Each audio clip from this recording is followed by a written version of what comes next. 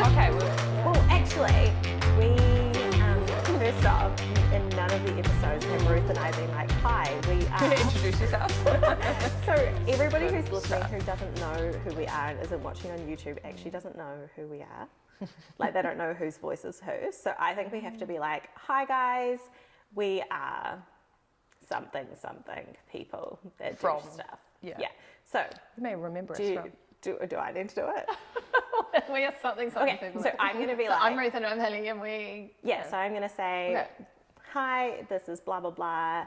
And you're going to say, and blah, blah, blah, your name. And then we're here with... I feel like we need cue cards. Yes, I know my name. I can do that. Yeah. Okay, so, hi guys. We are just going to do a little introduction because we have got Chloe from Marry Me Chloe here. So you guys are listening to... Wow, this is just really bad. No, it's good. It's good. It wasn't. We're just going to pretend we're not being recorded. It's just having a natural conversation. Okay, so, hey guys, we just wanted to do a little introduction because Ruth and I have realised that we haven't even done that the whole time. So for everyone who's listening overseas, you guys don't even know which one of us is which voice. So, I am Haley, and this is... Hi, I'm Ruth. From It Doesn't Have to Be This Hard, and... It's a Hard Business Podcast, and we're here with Chloe from Marry Me Chloe. That's me. Yeah, that's you. That's me. Do you want to, should we... I can introduce myself? Tell everyone who you are and what you do. Absolutely. So I am a Waikato-based marriage celebrant and have been for 6 years. And for the first 5 years of being a celebrant, I wasn't married myself. And a lot of people would be like, oh, how can you marry people if you're not married yourself? Which I thought was quite funny. But how I explain that is that you don't have to be married to be a chief celebrator. So my role is to be the biggest cheerleader for your relationship, your marriage, the beginning of your marriage on the day. So I am there as the mirror on my couple's wedding day. Yeah, so that's really, it doesn't have anything to do with me as much as I, love being centre of attention. I try not to be on the wedding day. I try and wear, I actually wear quite dark colours so that I fit and fade out a bit. I was going to say that, Chloe. Ruth and I have both worked with you, and to be fair, you get to the top of our favourite recommended celebrant list. Love that. By wearing good colours. Yeah. I actually get wedding coordinators come up to me and they're like, oh, yes, yay. You're not people say that celebrants rock up in bright pink. Yeah, they do. And I'm like, it's a thing. I've had glittery logos on the front of people's shirts and been like, that beautiful white dress and black suit, my eyes go straight to whatever you're wearing. I think it is, really important what you wear, especially, as not so as much in your roles, I don't know. I suppose you need to look professional. Probably look professional. I did rock up to a wedding the other day and the DJ was in real casual clothes and I was like, oh, not the look, man. But as soon as guests started arriving, he got into a suit I was like, and he just looked so sharp and I was like, yes. It does. Like so he obviously was doing all the running around. The setup. In his casual. But I was like, ooh, and then, the suit was a really nice touch for a DJ because I didn't expect a DJ to be in a formal attire, but it looked really good. It would look cool. But wearing colours that fade in are very important to me because, and I hear that from my couples and I kind of always just put myself in my couple's shoes, like what would I want? I don't want my celebrant to be the eyesore. Yeah. So we didn't really have a game plan for what we were going to talk about today, but we did get asked some questions, right? Excellent. So I have a question for you though to start off with. Why did you become a wedding celebrant? So it's actually the most common question I get asked, and for me it seems really obvious, but it's obviously not because a lot of people think, oh, public speaking, you couldn't think of anything worse. I'm built a little bit differently and love a good... Can you elaborate on that sentence? Well, I like public speaking. Okay. So give me an audience, give me a microphone and I'll entertain, saying that I'm not a comedian and don't want to be, but I went to a wedding and I was bored. I'm not going to say whose wedding it was, but it was and I was just like this, and it doesn't have to be that boring. Just to go in with the theme of this podcast, it doesn't have to be boring. And I was just like, you know what, you can still have really romantic and traditional aspects of a wedding, and I love those, and that is really important. I think that really honours the celebration, but you can have fun, and that's what I knew I could do differently, and what I hadn't seen before. So that's kind of how I started. Is I signed up back in the day. It was all you had to write a pretty long essay as to why you had to describe why there was a need in the community. So back when there was only a few younger celebrants. You'll probably know now that it's quite on trend to become a celebrant as a little side hustle. So that's really cool. But yeah, back when I started, there wasn't many, and so that's kind of how I pitched myself to the Department of Internal Affairs or Births, Deaths and Marriages. Wow. I was like, I'm the same age as these couples getting married, so I feel like I can empathise and pick up on what they want. So I saw it, and then and that's essentially my story. I had a beginning, a middle, and an end, right? I'm with you. So, I love to public speak as well. Yeah, Really? I'm a fan. Yeah. And and it comes and it's not just public speaking, right? In your role, like you have to be confident. Like I've seen you two both, like right after a wedding, it's like, okay, everyone, you're up on the chair, and it's really important. Like you've got to be confident. You've got to win the speaker. crowd. Yeah, and I do. Yeah. I've definitely worked with some photographers who are amazing at their job, but they potentially have they don't have the confidence that you do have, and it does. I think everyone feels at ease when the wedding vendors are in control, and that comes across in your communication style. Yeah. Yeah. I'm going to scroll back though. Like you said, people are like, "Oh, you're not married. How can you be a wedding celebrant?" I don't know why I put that in. That was a bit random, wasn't it? I'm not married. Yeah. Does that mean I can't be a wedding photographer? Well, it's funny. I didn't. It was just when I think it was because I was young, and it was like their way of not saying that I was young, but it was like them trying to New Zealand's terrible for tall poppy. It's like, yes, absolutely. You've got a side hustle. Oh my gosh, you're doing that. Like it's just a bit. I think it comes from other people's insecurities, and I actually think they looked at me like, oh, you're young. How can you be a marriage celebrant? Rather than you're not married. I agree. Yeah. Does that make sense? Yeah. Because really it doesn't make sense that a married person has to be a celebrant or a married person has to be a wedding celebrant. So, I mean, a wedding photographer. Yeah. On that tall poppy syndrome. Yes. Can you talk to that a little bit more? Yeah, I've been quite lucky in the sense that success has kind of drowned out any of that, but You're very successful there, Chloe. no, but in terms of I haven't needed to kind of doubt what I was doing, and the odd comment. But to be honest, I can't. The only tall poppies, would probably be that. I wouldn't say it's prevalent in this. How old were you? Yeah, I was 29. 29 when you started 29. this. Yeah. Aww. Yeah, so I was fairly young but I mean it's funny when I look back and I'm like, well, actually the traits of you kind of get a bit withered with age, and you kind of people kind of get more on your wick, I suppose, with the more you're older. So it makes sense that younger people are more resilient. Yes. So very true. Yeah, you become a little less tolerant as you're older, right? I think so. I wouldn't be the only person who thinks that, right? There's a reason why old people get a rap. I don't know. Is that controversial?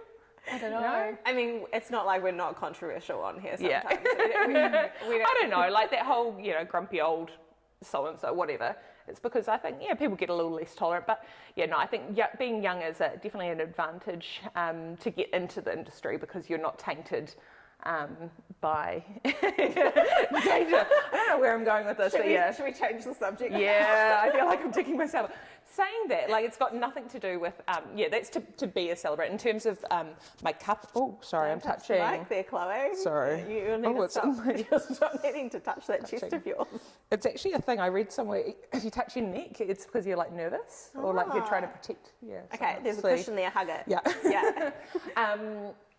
Yeah. So no, I think being young and that was my story. Yeah. So I think that being a young business owner is no matter what you're doing, whether it's your side hustle, it's your full-time gig, people do kind of judge you a little bit on that. Like I started photographing weddings and I must have been like 20, God, how many years ago was that? How old am I now? It was like 8 years ago. 7 years ago when I started photographing actual weddings, and 10 years ago when I started like photographing people. And you would get that, like you'd go to weddings, and I know earlier in my career, you wouldn't be able to handle the crowd, that was some great English, as well and things like that. And how old were you? You were quite young when you started photographing weddings, right? I shot my first wedding when I was 20. Yeah. 20. Wow, that's... Yeah, I think I was like Do you 22, mind if I say that's 23. young? Yeah, that's A great. little too young, Do you I reckon? think. I hadn't been to many weddings. Sure. I didn't know what to expect. I didn't know what I was in for. Yeah. I didn't know how to predict the day Yeah. and how it would all look. Yeah. But it was my best friend's wedding. Yeah. The one I was just telling you about. So she got married young, very small budget. I think they spent $7,000 on the whole wedding. Wow. Yeah. Yeah, And cool. I was free. I also did the makeup. I love that. I also have offered that service before. It was a busy day. Yeah. I'm not going to lie. Yeah, nice. So yeah. You touched on something that I quite like talking about, and that's doing weddings for friends. Oh yeah. That's quite, as a business owner. Yeah. And that's something that I do talk about with Celebrant friends because it comes up all the time. And especially because there's in our service, it's less tangible. So your products, Yes. you're getting, you're getting something. Whereas with the Celebrant, people have this impression that, you can just rock up and, not the hours that it Say takes. a few to, words. Yeah. So, I wondered how you two kind of handle like doing weddings It's for friends. really, really interesting. Actually, this is like a massive conversation. Like Yeah. some people will do like friends and family discounts and stuff Yeah. like that, and then some people will be like, no, No. I'd get paid. I actually hear more of that these Yeah. days because it's easier to be consistent. That's right. Yeah. Yeah. New Zealand is New Zealand has that kind of, what would you call it, like culture of like my builder mate comes around and does my roof for a box of beers. So Yeah. We don't use the word cashy because nobody does that. cashews anymore. No. Yeah, it's box of beer. Yeah. But like that Yeah. culture is really prevalent. Prevalent? Yeah. Yeah, that's the That's word. Here in New Zealand, and I know when I was younger that you'd have that mentality. As I've gotten older and my client base has also gotten older, they have more of an understanding of that's not the way to do things, because I think they've gotten past that time of, my time's not worth anything, and now my time is worth something. Yeah. Absolutely. Yeah. I also think having kids has added to that for me. Yes. Because every hour that I spend doing It's a away free from your job family, is an hour later on that I don't get to have with my family. And I think people get that. Yeah. But Yeah. I used to have a rule that family, we would shoot their weddings for free. Yeah. But it was like, then I couldn't take on Another wedding. job. That's the big. That's it's another not thing just for the me. same. So It's it's the not just weekend. it's not just for free. It's actually you're Yeah. losing money, and now that I have subcontractors and things that I also have to pay, my cost of doing business is much higher. Yeah. It's also if I shoot something for free, it's actually costing me money. Agree. Yeah, exactly. A lot of money. Yeah. So it's not just we're giving you our time for free. We're actually giving you like 40 plus hours. Correct. And then we're paying out to our editors to do it. So My kind of rule of thumb is that if I was going to go to the wedding as a guest anyway, I'm much more likely to offer my services. Yes. Yeah. As my gift. So sometimes I might do the labour. I call it my labour for it's free, nice. or And then at a reduced price, and then whatever it would cost me for after that that's a is good something idea. that they pay me for. Yeah, perfect. Yeah. Yeah. So I just did a newborn shoot for Dave's sister, and that's how I did it. I did Perfect. my labour for free. We were staying at their house. Yeah, but all the editors. I mean, and then they paid me for the editing and then what it costs to do a job. Yeah. What it costs me every time I have a client walk through my door. So that number as well, so that I can still pay my subscriptions and everything like that. It's so different. Like everybody's going to be different, and depending on where you're at in your career too. Like it could be if you go to a wedding and you get to photograph it, that could actually be really good for you in your portfolio or something like that. Absolutely. So there's so many different reasons to do it or not to do it. I don't think anyone's right or wrong, but I definitely think at this point 100%. it costs us more money than it Agree. does. Yeah. Agree. I remember when I first started out in, so obviously you start with no bookings, you just become a celebrant, and most of the bookings are done a year in advance, so you kind of want to, so I actually ran a competition, and that was a really good way of getting my Facebook followers up, but then I soon realised that actually it would have cost me less and value for my time and petrol and all the rest if I had just offered a prize rather than offering a free the Celebrant services as the prize, because so now I charge $795. That actually, if I had done a prize for about $400, I still would have been probably. But that's still a big prize, you know. So it's a lot to give away your services. I tend not to do that anymore because so, unless I'm working towards like a big goal. If I wanted to do something where it's All right, so we apologise for our malfunctions there. Probably should just throw in there that, let's, before we go to a wedding, guys, let's charge our batteries. So, I forgot what we were talking about, Chloe. It was kind of on the, do you remember what you were saying? Should we just... Yeah, we can just move on. Just move on? Is that bad that we don't, none of us remember what we're talking about? Okay, we were talking about photographing... Friends, yeah. Doing I think celebrity. we'd definitely covered. We'd covered that. I can add one more thing to that. Okay. So something Dave and I have always said is that we will do a job, either for money, for learning, or for creative freedom. Ooh, love that. Creative freedom. If those, if a job fits into one of those three things, then we'll do it. But I think that was probably also more maybe when we were building the business. I would say now it would be, I would tend to prefer the first. Show me the money. But you are running a business. There is a point where... What do they say? Exposure doesn't pay the bills? Exposure doesn't pay the bills. And I mean, now it costs me a lot more to run my business, whereas 10 years ago it didn't. So... do you know what? Exposure doesn't pay my $12,000 vet bill for my dog's surgery. Yeah. Ouch. That would have made me feel today. Oh, and the insurance will cover half of it. Should we talk about how insurance misleads you on how much the vet bills are going to be? And they're like, just sign up. It's only this much when it's roughly around about dog surgery on a leg. Yeah, no, it's not. You double whatever they tell you, guys. It's a bad time. Wow. Yes, just chuck that in there. He's going to be fine. Dogs are worth it, though. Yeah, he's not totally baby. We were sorry, I was just about to go. I was going to segue into animals and ceremonies. You probably hate them because they're so bad. I love them. It's the best. It's great marketing for us. I love it. So weddings with dogs. I mean, I don't think I've had cats. Have I had cats? I don't think I've had. Lots of dogs, love dogs. They just, everyone smiles when they see a dog. People relax when they see a dog. Yeah. So I always, if I go to a couple meeting, and they talk about, if they bring up their dog in their conversation, I'm like, well, is Pablo coming to the wedding? And they're like, oh, can he? I'm like, check with the vendor. We don't care about the venue rules. I've volunteered to take the dog home after the ceremony so that they could insure. Because I love, honestly, I get goosebumps when I think about dogs. I love dogs so much. You have a fur baby, I have a fur baby, and they're part of the family, and they do absolutely enhance a ceremony. I think and I can't say it's a regret because we talked about it a lot. I got married recently in Queenstown, and not having Mark with a C at the wedding was really sad because he is very much part of our ceremony and our life. And it would have been amazing, but it was just a little bit too. I didn't really want to fly him down for the wedding. It was just too much. That's a little bit stressful for him. Yeah, totally. Yes. Question: how'd you come up with the name Mark? I really want to know that too. That is. So I went to.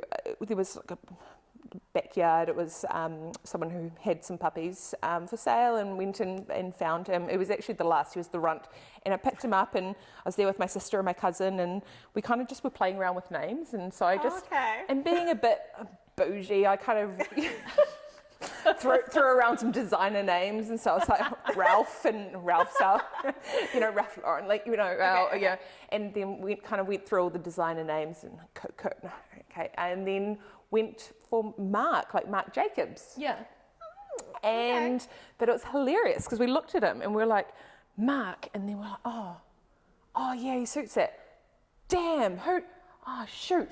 We can't name our dog Mark, you can't, but he's just suited it and it just sunk in. And so, yeah, that's the story. Did you go through like a period of like calling him anything else, or was it just like, that's the one? That was the one. It didn't, it was literally from that day onwards. And I think there's just an element of it's a little bit funny, that my dog's that is Mark. pretty funny. But I always think it's really important to tell people it's spelled with a C, because in my head of Mark, I'm seeing like a little bit of a 3 o'clock shadow. I'm thinking he's like just finished his job, briefcase in hand. Whereas Mark with C, a little bit more like, hey, mum's going to come pick me up for walkies, and a little bit more softer for a dog.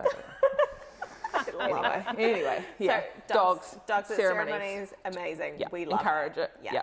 Dogs at photo shoots in general, encourage it. They're part of your family. Yeah. Like, it's all about that. They are a part of your life, right? So you're adding value by having them come to the wedding. You're adding value by letting them come to your photo shoots and things like that. Yeah, absolutely. If the shops would let me walk around with them, I'd probably spend more money. So 100%. Yeah. Yep. No, that's the big thing as a celebrant for me is getting everyone relaxed. And when there's a child or a dog involved, I think there's that less of a expectation for things to be perfect as well. Totally. And that's what I always strive for, is that allowing my couples to be comfortable with it not being perfect. And seeing the perfection in imperfection. And I think having a dog or a child and the child saying funny things, or I've had like a child like pick up my microphone during the signing and just start singing into it. And like that was nothing that you could, get. It's so cute, and everyone loved it. And you got these amazing photos of this kid just singing at mum and dad's wedding. Kids. What you do is pretty special. Like, very. It ties back into that conversation of people thinking, oh, you just come and you say a few words, but really what you're doing, you plan that. You are so invested in each one of your couples. I know, because like we've worked with you, and the way you even meet with your couples is pretty damn special too. It's not like, hey, let's jump on Zoom. It's like, let's go have a glass of wine, right? Yeah, you still do the wines? I still do wines. Yeah. Still do wines, and wines and coffees. I've done all sorts actually, but even just meeting, I've actually recently met a couple with their a dog play date, because just meet it, and then you get some really cool. Oh my god! And it's really important. So my first meeting, I never write down information. Yeah, it's very much a meet and greet. It's for them to check me out as much as it is me getting a sense of who they are as a couple. So seeing them in their own environment. If they invite me to their house, it's even better. I feel like I see more about who they are. Talking about how I differentiate myself, there's lots of amazing celebrants out there. Obviously, all are a bit different. One of the things that I think I kind of strive for is just really getting that. Like, my biggest compliment I get is, oh, how long have you known Sophie and James for? And I'm like, oh, we've had a couple of meetings. And they just assume that I'm their friend because I'm at ease with them. I've kind of, the couple are at ease with me. That's your service, right? It kind of puts you in being the average Joe kind of celebrant, which that isn't meant offensively at all, but it's like you are now this amazing celebrant, this amazing service, and you walk away being like their best friend. 100%. And then I think from a business perspective, it means that I don't have to spend as much on marketing, because a lot of my business comes from referrals, word of mouth. I have on my website, when people inquire, it's like, how did you find out about me? I'd say, I actually should do some stats on this. I'd say 63% of my couples. That's a very specific number there, Chloe. I like it. Come from, they've seen me in action. And that's a really cool. Because they know what to expect, and you don't have to sell yourself and like, trust me, I'm good. Because I've seen me in action, and they trust. And I think there's a lot of trust that comes with being a wedding vendor, because they're trusting you with so much. One of the most important days of their lives. So, yeah. Well, it is. And like any business, no matter what you do, whether you're a photographer, whether you work in the wedding industry or some other industry, if people have a good experience with you, even if the product isn't that great, they're going to want to talk about you in a positive way. Agree. As opposed to if you go in and you don't really smile at them or anything, they're going to be like, oh, that person was it. Yeah, 100%. Yeah, and I've always thought the experience that I give my clients on their wedding day actually impacts on how they view their photographs afterwards as well. Because if they look at the photographs and they're like, those are cool, but God, that was an awful experience. I was feeling awkward in that moment, or I was feeling or this. even like the photographer didn't make me feel good, or the instructions weren't clear, or we felt like we were doing something wrong, or I was worried about how I looked or something like that. That's going to impact on the way that they see those photographs. So I feel like if you give a good experience, you're already setting the scene for them to love their images as well. Yeah, agree. I love it. It's. Ooh, go. I was just about to say, what do they say? It's not. They won't remember what you say. It's how they make it. They'll remember. Yeah, it's so true. I remember that when I was teaching. Yeah. Like I really felt that. Yeah. It's so true. It's so true. Yeah. I have a question because I just went to a lifestyle expo over the weekend as a business exhibitor. Have you ever done a wedding expo? I haven't. I'm in a bit of a different position to both of you in terms of my business. I run at capacity. Yeah. So I unfortunately turned down quite a few weddings just because I do have another full-time job. Yeah. This is my passion. This is what fills my cup. Some people, do photography in the weekend, or they go and, go kayaking. I marry people. So I have to balance that with having a full-time job. Yes. So I absolutely would if, and I would put a lot more time and energy into my socials if I wanted more business. One day, if I end up potentially after having children, being able to lean into being a celebrant full-time, absolutely. I think that they're a great way to just get the leads, those leads. But the socials have worked well for me. Actually, my number one business tip, here we go. Hot tip from Mary and Chloe, is make sure you're absolutely nailing your Google business profile. Yes, so many people don't even have one. Oh my gosh, I can tell you the reason. So if you put on marriage, like I should be, I think I am up the top, and it's because if I've got reviews, I'll ask them, like if they put it on Facebook, I'll say, do you mind just popping that onto my Google business profile and just copy and paste it, like not too much extra work. And it means that I've got some reviews, because it's not actually very common to have reviews, and it really helps your organic listing. And having that organic listing, that those reviews will get you higher than anyone who pays any amount of money. It's not in that, sure, Google AdWords are great, but you're still, it's got ad next to your name. You really want to boost your organic listing. Reviews, making sure that you just start off, have a listing. And I actually know a lot of celebrants who don't have a website. Yeah. And I'm like, I think and that's actually my second one, is being really transparent about your costs. Yes. I learned really early on, I was spending a lot of time just quoting. And I was like, you know what? I'm not changing my price for people, so there's no reason why. And I'm really proud of my price. Like I really stand by my prices. I think everyone gets good value from it, and so I just put it on my website. And you know what? Inquiries went down because I'm not the cheapest. But in terms of the amount of time I spent on that was a game changer for me. Haley and I have done exactly the same thing. Game changer for me as well. By the time people get into my inbox, they're generally ready to book. They're a hot lead, right? They know what they know what to expect. They're not getting any surprises. They're not trying to price, compare you. They're not just inquiring to get a price. No. And you're not spending 20 minutes replying in this beautiful personalized email, and they're just like, I'm sorry, that's out of my budget. Because there will always be couples, the clients, whatever, who want just the cheapest. That's never going to change. But for our businesses, we spend a lot of money on our businesses and professional development and all that kind of.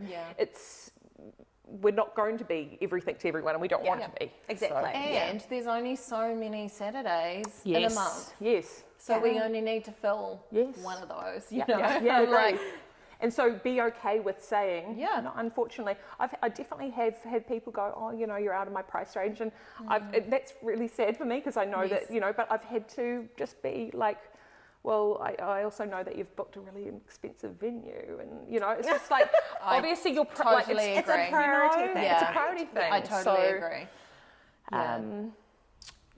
People. I think we've gone to the days where you just want to get through the ceremony to get to the party. I think I feel I've seen that within my 6 years of being a celebrant.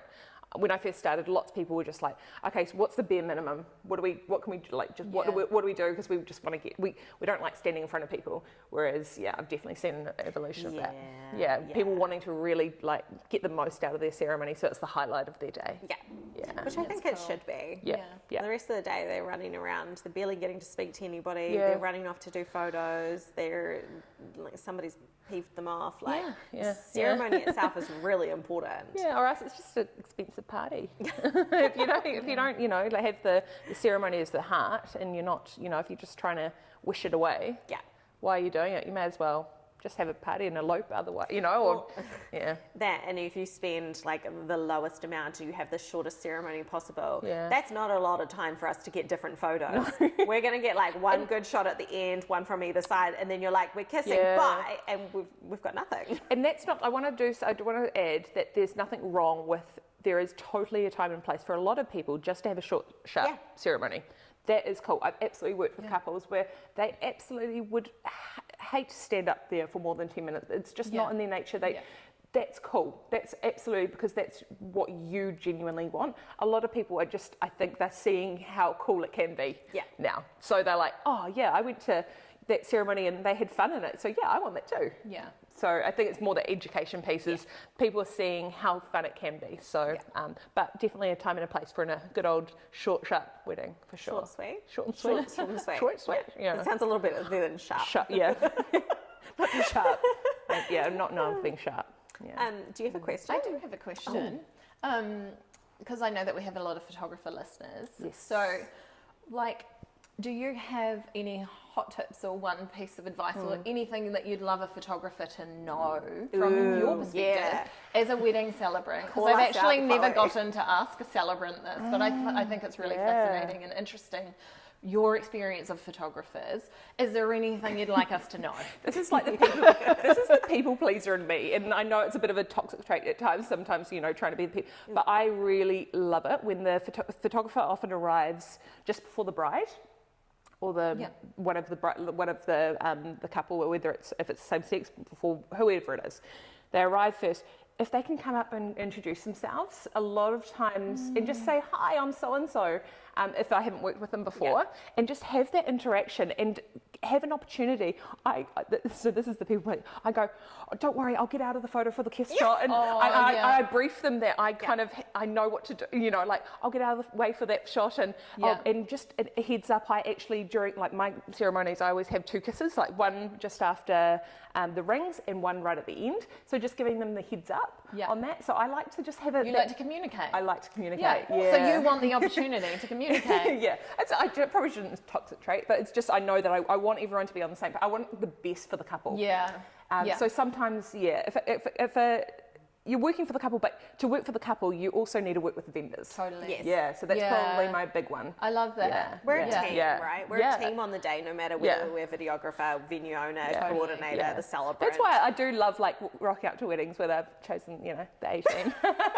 You know, like someone who I know and love, and because we'll like obviously embrace and, you know, we can have a chat, and you know how I operate anyway, but absolutely, if you don't know me, like come up and or like, I'll go to you, but often because I'm kind of, it's usually when I'm getting everyone seated and I'm quite like, I'll see you out of the corner, and you're like the photographer's often quite like they're busy, like they're like setting up and things. Just take a minute, just take a minute, and similarly, like the celebrant could go up to the photographer. But I definitely, if there can be a mutual communication thing going on there. I like that. And I love it when photographers, like, if they have something like, oh look, we're the couple have told me that they're going to do a kiss mid aisle they don't want anyone in that shot, just them. Like, just give, like, I love it when there's actually a little bit of, I don't know, creativity. And I can be involved in that, even if it just means me getting out of the photo.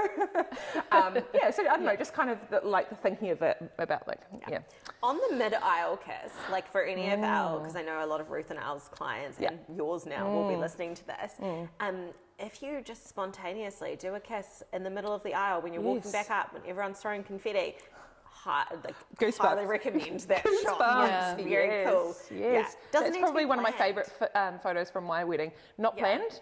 I think, potentially, I had an amazing photo down in Queenstown, Kate. I think she probably just screamed at me like kiss or something, and and we've got this amazing photo of Dave and I kissing while there's confetti and the guests in the background, and they're all cheering, and it's great. So cool. But I kind of made up that one about the photographer telling me to get out of the way, just to give you an example of just extra communication. Yeah. I love it. Okay. Yeah. So I know that you did a question box. Do you have any questions you were going to answer? None that I want to share. My followers want to know me way too intimately. No. There was one question which was quite interesting, because I do actually get asked it quite a bit, which is, have you ever had someone object in a ceremony? And luckily in New Zealand law, we do not have that. We don't have to. I haven't had anyone ask me specifically to ask if anyone objects to the marriage. I think that's an American thing. So are you saying there are some countries around the world where they have to ask that by law? I want to say yes, because I've seen it so much in movies, but I couldn't tell you for sure. I couldn't tell you for sure. I feel like it's that whole, it's an American thing maybe. I don't know. I'd love to know. Yeah, so let's find out. If you are listening and you're not from New Zealand, tell us. Can you let us know? Please. We want to know. I'm going to put a question box on Spotify after the episode, and it should ask, and they Celebrants and officiants, do you have to ask if anyone objects? And if so, I want to know someone's stories about Actually, can we please get some stories written into us? I would love it. I'm going to put a little note down the bottom in the show notes, because I would love to have some stories to share. One thing that I get asked quite a bit, it's tell me things go wrong, what have you had happen? And I get that too. It's a bit, it's not sadistic, but it's a little bit talking about what can go wrong. But it's interesting, right? Because people want to know, your most important day, what can go wrong, what have we seen? I personally have been very lucky not to have too many go wrong. I've had definitely things that go differently to planned.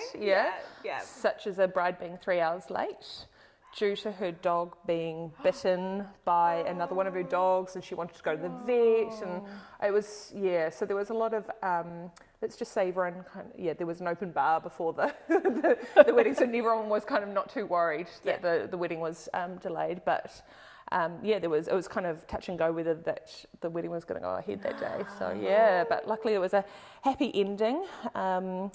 But what about you guys? Have you had anything? I know awkward laugh that you don't want to. I obviously not too specific, so nobody can be identified. I can share this. I have had a celebrant get the date wrong, and that's my worst nightmare. Oh, don't tell me that. That's my worst nightmare. I've had the same thing, and get this, perfect weather when he was meant to start. No, and then it was came an hour late. It started. I want to cry. Pouring, 10 minutes before he arrived, and everyone was staring daggers at the celebrant. I feel at that point, so that's my worst nightmare. Yeah. Because I feel like as a photographer, you've got a bit, I've heard of a photographer where that's happened, and I feel like at the beginning of the day, especially if they're booked for a few hours, there's a bit of leeway where they can just kind of get their shoes on and get, but a celebrant, we normally rock up about half an hour before. There is not much leeway. Even just to get to a wedding, looking all glammed up, you are, that's pretty, that gives me anxiety. I feel like something to learn from this story, guys, is to have some good systems in place for your bookings. And I'll put my hand up and say that. So when I first became a celebrant, I was running a paper diary and a digital diary. Oh, those are two. Yep, that doesn't. And so I thought I was going to be super, communicate. super organised and like do it in both. Like I would be like, because I had this really cute diary and like, Chloe just thought it was really good idea. So I'll put it in my digital one and then I'll transfer it over to my paper one. Anyway, it wasn't a wedding. It was a really, anyway, this many years ago, so I can talk about it without like kind of getting all caught up about it now, but it was a rehearsal. Yeah. And look, I got there after they rang me, but that was horrible. So, but I just would never forgive myself if I missed a wedding. But yeah, mistakes can happen, and absolutely getting. So yeah, I just changed to all digital. Yeah. And having checks. So like for example, on my booking form, it has the date and time. On my ceremonies, I even put at the time the ceremony is supposed to start, so that because sometimes I have had a couple change the time and not tell me. Yeah. So that's the other thing. It's like sometimes it's not within your control. Like they've forgotten to tell you. So that was a way of. So they saw that and they're like 3 o'clock. Oh no, we've changed it to 4, which is fine because it's later. Yeah. But imagine if they changed it to 2. Yeah. So all of that kind of stuff. Communication key. Yeah. Is yes, Yes. Oh, sorry to cut you off there, Chloe. Yes. Is there a specific software you use, or is this like Google Calendars or something? I use Google Calendars. Okay, Yeah, cool. but there is my Celebrant app. I haven't actually seen it, or I've just heard that there's a Celebrant in New Zealand who has created this app, and she's going to release it at the end of this month. So I'm really interested to see that. Exciting. Do you know, like, can we plug? Is there a name? Do we know I it? feel like so her name. Off the top of my head, I want to say. Her name is, no, I'm going to get it wrong, but the app is called My Celebrant app. Okay. So maybe we can, Yeah. But yeah, I haven't tried it yet, but I'm really excited. Like, I would love to have everything. I've tried a couple of Australian-based booking system. I actually used one once. It was specifically for photographers, and I thought, I'd be able to, but it was too specific. Right? No, Okay. So I'm definitely on the lookout now for something that I can like do my invoicing through because mine's all I do it in like an Excel and then download it to a PDF and like it's all pretty manual. Yeah. But I do about 30 weddings a year. Yeah. So I find it's still manageable to not have a software system. Oh my goodness. That's so many. Yeah, actually when I'm I not say even it like doing that. 30 anymore. Mine used to be I'm- 35, but yeah. I've brought that down to like 20, 25 max. Saying that would include my registry style. So my registry style ceremonies don't involve me writing a ceremony for them. Okay. So it's essentially a script. Oh yeah. So I charge a set fee for that, and I just rock up and get them married, but it's not personalised as such. Yeah. So I don't. Yeah, I could rock up on book the week before. And so that includes that. Yeah. So Chloe, Yes. Was the one for photographers that you tried Studio Ninja? You don't remember, do you? I don't. It was a long time. It was when I first started, and it was just too many steps that I didn't need. So I just was like, no, I'm going to keep with my manual. Yeah. That is one that I've actually had because me and Ruth both use it, and I have a lot of makeup artists. They also? That have inquired and want to use it because I've sent them invoices for like using the studio and stuff, and they're like, this is a really awesome system. Yeah. So if you haven't checked that one out, if that's not the one, I will send you a discount code because that's pretty good. Like a booking form, quote, pick and choose quote. You can have both. You're like, here's my registry price and here's my non-price. Does it have like a form built It has in? a form. You can even get a And then- PDF attached to the form. Like they can give you like information, photos of all the Because fancy people. Yeah, like, that's a big thing that I have is just it's a Google form or 2 Google forms. One's like the who, when, what, how, and then the other one's like the love story questionnaire. So you can build that in. Yeah, and it has that now. automation. Yeah, nice. Oh yeah, of course. We have, you can send out automatic reminders for things like You the can week do before the text wedding. message ones now. Can you? Yeah, you can be like, hey, I'm going to be catching up with you for wine tomorrow night. So what are we talking monthly wise? I have no idea the cost of it. I- I paid in full, but like Cool. Oh, okay. Well, so paid in full, so you can do one lump sum and you've got it forever, or is it an annual? yearly. Yearly, But you yeah. can, Yearly. yeah. Yeah. But yeah. I think there's 2 different subscription Monthly plans. or yearly. I think it's around 35 Australian dollars A month. a month. Okay. It's super cheap. Yeah, I mean, for I would sure. say it's the best money that I spend. Yeah. 100%. That's totally doable. And you get like So you can, Syncs with your Google you can Calendar. get heaps of data. Yeah. You can get data like where your leads are coming from. Yes. So I would be able to tell you how many people are And you don't converted. have to do what I do, I just make up 63%. Yeah, because I can find that out. See, and I'm I know getting the that. data. I need to do the analytics side, but it sounds like that. This is all done for you in a pretty little like pie. Yeah. It also has pie. a graph that tells We you haven't what talked about months food. you're going to get how much money, which Yeah. is great. So you Yeah. can look ahead and Love that. do projections and stuff like that. You that. also have a list of your jobs that you can look at. You can Yes. schedule appointments, attach them to jobs, do the automatic reminders, all sorts of things. This may be a task You I'm can get a do- free trial too. Okay. Yeah. They don't sponsor us, but No, we but really no, like that it. would be but They Studio should. Ninja, if you would like to sponsor this podcast, because you're getting a lot of free I advertising. feel like they should Yeah. because we plug them all the time. To be fair, they have given us some stuff for our workshops in the past. Oh, Like this they is have true. given us a bit of sponsorship, but we really like them and we swear by them. So Awesome. I think that it's something that can actually go for anyone in this industry. Yeah, love that. I need to add that if you're a photographer listening to this, we do have workflow courses that Yes. share exactly how we use Studio Ninja Mm, or that'd any be other helpful. CRM. So you don't even teach yourself and kind of like learn through your mistakes. Yeah, you can So- listen to how we did it. You can look at Your our mistake. workflow. Yeah. Learn from us. Yeah, cool. Yeah. So we do have a couple of courses on that. Awesome. Chloe, were there any other cool questions that we want to answer? Not the weird, dodgy ones from your friends. I can't remember off the top of my head. I should have really brought those with me. I have a question. Yeah, go. I remember one. What is three top tips that you can give to a wedding couple that are planning their wedding and thinking of choosing a celebrant, on how to choose a celebrant that works for them? That's a good question. Do Do you know what? Before I do the 3 top tips, there's a question that I think you should ask every celebrant that no one asks me, and I think that's really important. And that's what happens if your celebrant can't make it on the day? Because that can happen. Like it's happened to me recently for the first time. Well, it's actually happened twice in 6 years, which I don't think is too bad. One, I got COVID. So Yeah, that was my wedding. Yeah. Well, that you were at, that you were the photographer for. Yeah. See, it happens. Luckily, so choosing a celebrant.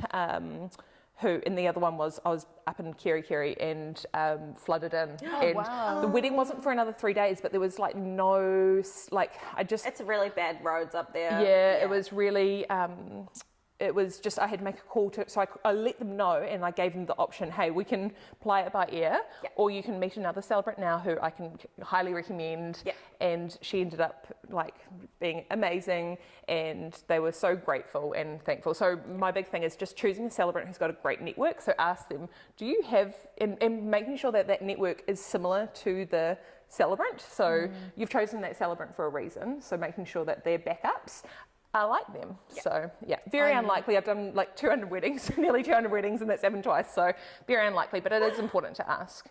I would say 100% same thing for photography. Yeah. I am always quite shocked because I never get asked that either. Yeah. Maybe like once in a blue moon, someone will say, what happens if you can't come? Yeah. And it's exactly the same as you. Like you call on the network. Yes. You find the photographers Someone that are who's- like you that are yes. available. Yeah. But you have to have the network. Yes, Yeah. you do. You do. So go join these Facebook groups. Yeah. Go join our Facebook group. It doesn't have to be this hard. There it is. Yeah. I was going to say, like, in the last couple of years, I feel like I've had that question more than previously definitely. because Yeah, obviously we have a lot sure. of restrictions. We're not supposed to go if we're sick, things Yeah. like that. So I feel like it's come up more. But again, people don't even ask if we've got backup gear. Like, Yeah. just like those batteries I wouldn't that have known went to ask flat that. earlier. Yeah, Maybe it that's comes so true. back. Maybe that comes back to because we're at a higher price point. There's that trust yeah. of professionalism. Yes, Yeah. agree. And I think that comes with a celebrant as well, that there is that perceived professionalism. That's Yeah. exactly. Authority. Yeah, You're an authority agree. in your industry. Yeah. Now, top 3 tips. So that could be one of them. Yeah? Ask. Yeah. Yeah, that's one. Cool. Choose someone who fits your vibe. Yeah. So you need to choose someone who is absolutely going to do you and your couple, you and your partner, unless you're in a throuple. I think that's illegal in New Zealand if you No. So anyway, sorry, I digress. You and your partner, Justice. So you want someone who's really, I think I alluded to earlier, a mirror. Yeah. So you want someone who can go, hey, look, tell your story. Because really important to really, the vows, I love making sure that my couples write their own personalised vows, and I help them with that. I've got a document which helps them write their own vows, but they're really, you're trusting them to tell your story as to how you got to where you are today, deciding that you've found your person and that you want to spend the rest of your life with them.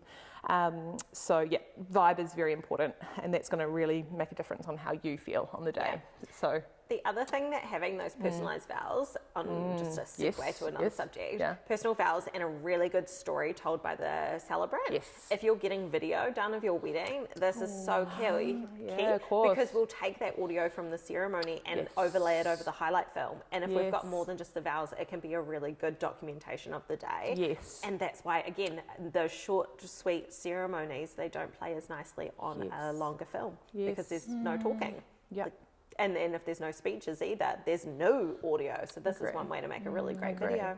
Nice. Great Celebrant. Love that. Named Chloe. This one right here. Yeah, okay, third tip. Third tip. Oh, I don't know if it's a top one, but it's definitely a tip that it's really important that your guests can hear your celebrant. So a celebrant that has a microphone, and no problem if your celebrant doesn't have a microphone and you hire one, but for me, that's really important. So I have my own microphone. I find that that's just a nice value add that I can add. Plus, it makes me more confident that everyone else is going to hear. Yeah. Because I sometimes ask my couples, so you've been to a few weddings, what's some good, bad and ugly you've seen? Just because it's quite interesting to see what they put their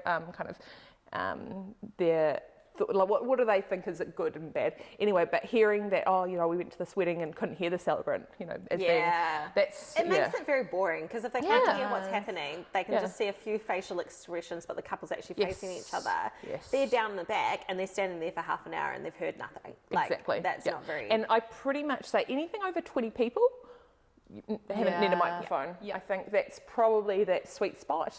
You can probably do 30 if you've got a nice voice and you're in somewhere like this but if you're outside, there's wind involved. Even if there's 10 and you're outside with wind involved, it's not you're not, and I just bring it along anyway, even if it is a small group, just in case. So those are some tips. I don't know if they're top ones off the top of my head, but I think they're pretty good ones. We did put you on the spot. No preparation. It's good though. It's good. Well, we do all of these with no preparation, really. Because it's like listening to friends. Exactly, and I think the sign of a good celebrant is they can think on their feet. Yeah, exactly. Because oh my goodness, yes. Things happen, and I always say to my couples, I'm funny, but I'm not a comedian. So I will, I'm not going to get up in your ceremony and I won't tell jokes. But if things happen that are funny, I will call them out and we'll have some laughs and we'll have fun with it. But I'm not going to get up and tell jokes. So it's really important that the couples give me good material to use, and then I can write humour into their ceremony. Yeah. Well, I think just for anyone planning a wedding in general, the ability to go with the flow and have a team around you, no matter what vendor they are, that can just be let's go with it. And they're not going to freak out. Given. Yeah. Because if you're at that stage in your experience, perhaps, where you're not there yet, it can be really hard. And then you've got to hope that there are other people around you that can carry the day. Agree. I have always said to my couples that when something happens on the day that is unexpected, everybody looks to the photographer. But it's probably similar with the celebrant. Yeah. And I think my most proudest moments in my career have been when shit has hit the fan, and I've been able to hustle. I've been at the Hamilton Gardens, and there's not many places that have undercover, and they were determined to have their ceremony. Anyway, mid-ceremony, we hustled and went underneath in the Italian Renaissance garden. We had 80 people in that area, and we made it work, and it was awesome, and everyone was cozy, but but being really, being quite decisive. Yeah. Yes, that's the word. 100%. Decisive. And some of that comes to Taking experience, and some of it just comes to confidence, right? Yeah. I think there's one thing having confidence, but the experience gives it that, like actually leading people to the right. It's all very good being confident, but like, don't worry, everyone, it's gonna be fine, and then not be fine. But like the experience helps you. Make the right choice in that situation. Absolutely. Right? And staying relaxed as well. I think maybe at the beginning of my Celebrant career, I was like, fake it till you make it. And now that like I'm kind of there now, I'm like, no, trust me, we will make it. We will be fine. Totally agree. Yeah. Awesome. Do you have a question? Not off the top of my head. Oh, okay. No. So, Chloe, do you have any advice that you can give as a parting gift to the listeners? On the spot again. For anyone who's thinking of becoming a celebrant? Ooh. Make sure you're doing it for the right reasons. So if you're doing it because you just want a side hustle and want to make some extra cash, probably not the greatest, because people are really trusting you and you've got to really care. Yeah. And so, making sure that you're really doing it because you want to be a professional wedding crasher. You want to be involved in people's greatest day of their life. That's that. And then not being afraid to reach out to people, like having conversations. People are pretty time poor, so I've had people like, can I coach? Yes and no. Like I'm happy to meet for coffees and stuff because I haven't got like a coaching business and things. But like reaching out to people who you've seen in action, like so reach out and because that'll come. Hamilton is very small, and so people refer to each other, and it's nice to essentially just start your network early. Is probably what I'm trying to say. Nice. And I guess that network can also be not just other celebrants, but other vendors. Yes. So anyone in that same kind of industry space, get to know them. Yeah, and not be afraid to kind of go, so what would you do in this situation? Or like we've got a great Facebook page, we've got the Celebrating Celebrants page, I've got some really great glitter friends who we constantly just ask each other, I've had a couple where I married them and then I had to do her funeral like 6 months later. So, just being in these tricky situations that you've never navigated before, when you've got that network, you can really, feel confident that you're going to do your couple's justice. And, Cool. Yeah. Do you want to tell everyone where to plug you? Yeah. Plug me, find me. Find me. Find me. Yeah, you can that's plug the me. wrong one. You can plug me. We're plugging you. This whole episode is a plug to you. Tell people where to find you. My Instagram handle is marrymechloe.co.nz, and I have a website if you want to check me out there if you're interested in booking me. But I'm mainly on the stories on Instagram. You can follow along on my journeys through my stories. I also have a Facebook page, Chloe Wiles Marriage Celebrant. Yeah. Marry Me Chloe. Yeah, Marry Me Chloe. Yeah. Is it it's Marry Me Marry Chloe? Me Chloe. It's at Marry Me Chloe. But if you type in Marry Me Chloe Wiles Marriage Celebrant, it'll come up as well. Yeah. So marrymechloe.co.nz, marrymechloe.com. .co.nz. Yeah, cool. Yeah. And then is there a Facebook page? Yes. Yeah. So you can find me kind of like anywhere on their preferred platform. I'm terrible at updating my Facebook page. I really need to up. Question. Do you schedule your content? Sometimes. And it's terrible because I'm a marketing professional, but I think it comes from that whole, it sounds terrible, but I don't want to create too much demand because then I'm turning away too many people. I've got this kind of weird balance between... I hear you. Yeah, I don't want to do too much marketing. I don't want to post too much and then people go, oh, cool, well, I want to book you. And I'm like, well, I've actually closed my book. It's hard. I need to, get over that and probably just keep posting. But there is a correlation between the more I post, the more inquiries I get. So... Absolutely. Yeah.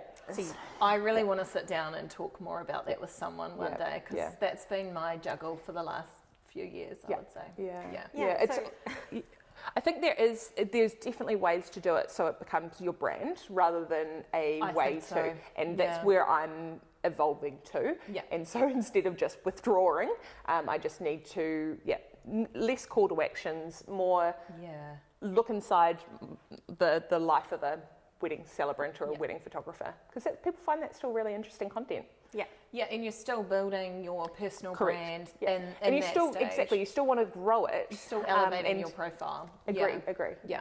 Do you want to tell everyone what you do in your other job? Well, yes. So I am a marketing professional. Yeah, I'm actually in my last week as a marketing manager of a shopping centre. I've been in shopping centres most of my career, so retail.